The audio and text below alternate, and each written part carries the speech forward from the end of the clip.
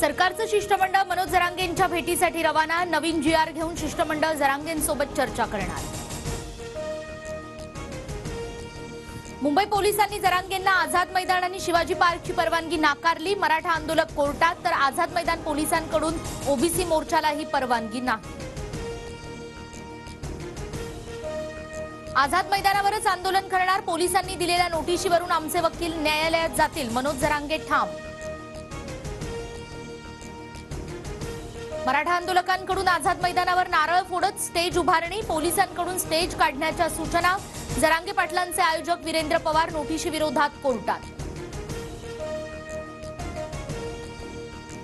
जरांगेंची अधिकाऱ्यांसोबतची बैठक निष्फळ, मी चर्चेस तयार। मुख्यमंत्री आणि दोन्ही उपमुख्यमंत्र्यांनी तोडगा काढण्यास यावं, जरांगेंकडून स्पष्ट।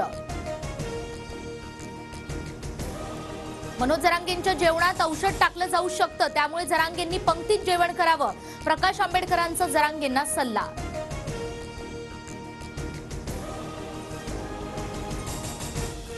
अधिकारी जरांगेंच्या संपर्कात, कुणबी नोंदींसंदर्भात सूचना येत आहेत। मराठा आरक्षण देण्याची सरकारची भूमिका, मुख्यमंत्री शिंदेंची प्रतिक्रिया।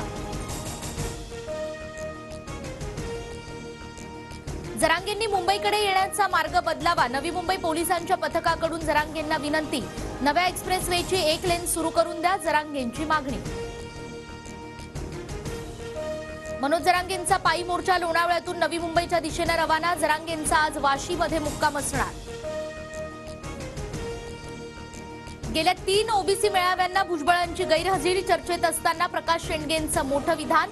भुजबळ आता सत्तेत राहूनच संघर्ष करणार, रस्त्यावरची लढाई आम्ही लढणार, असंही वक्तव्य। मराठा आरक्षणासाठीच्या आंदोलनाला इंदुरीकर महाराजांचा पाठिंबा।